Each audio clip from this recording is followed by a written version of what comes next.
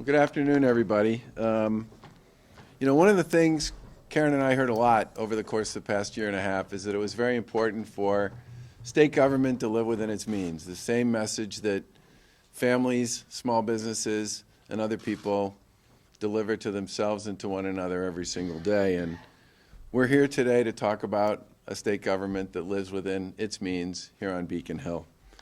After several months of weeks, days, of working with leaders in our administration, we've come up with a plan to address the $768 million deficit we inherited for fiscal year 2015, which ends on June 30th. The plan, which we will be filing later today with the legislature, lives up to our promise that we will not raise taxes, cut local aid, or draw down on the existing stabilization fund.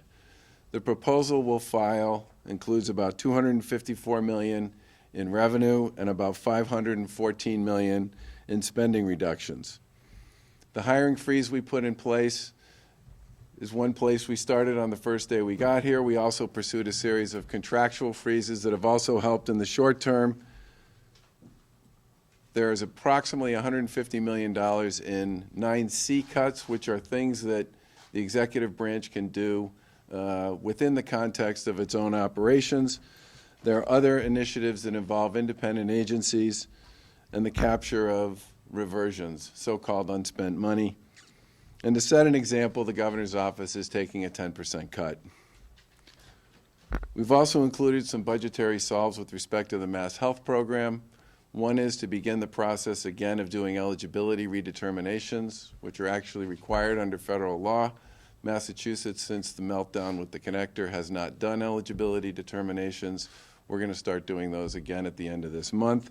In addition to that, we're going to hold on spending state money on services that CMS is not actually authorized at this point in time. And finally, we're closing the gap through a variety of revenue solutions as well, some of which include increased federal revenue, a tax amnesty program that we would like to discuss with the legislature, and again, the one-time use, which we've talked about before, of excess capital gains funds to direct those to the general fund instead of the stabilization fund.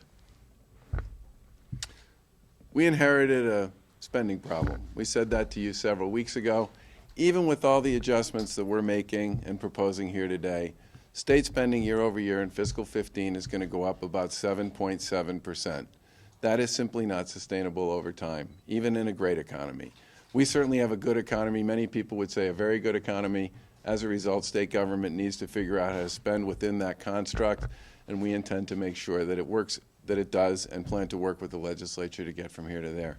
With that said, I'd like to turn this over to Lieutenant Governor to talk a little bit about local aid. Thank you, Governor. And as you can see in our plan, we've done a lot of work with our cities and towns. Obviously, as two former selectmen, myself and the legislature, we know that any adjustments mid-year during the fiscal year are very difficult to take, especially for our cities and towns who have already budgeted, already planned for the expenditures through this fiscal year. So in this plan, we have held our cities and towns harmless relative to local aid and school aid, and we feel that is the right commitment, and it is the promise that we made. I'd also say, relative to the most vulnerable, we have protected those that are served through Department of Children and Families, as well as our homeless. And this has been a very difficult process, but we feel this is the right approach mid-year. I do want to thank Secretary Kristen Lepore, who has done an amazing job hitting the ground running with her team, has helped us make a lot of early decisions to rebalance the current year budget, and I'd like to have her say a few words. Thank you. Thank you, Governor and Lieutenant Governor. The plan that we are announcing today is the result of a collaborative effort between my office and the other cabinet secretaries. It is a responsible and sensible plan to balance the gap with 5 months left in the fiscal year without impacting core state services.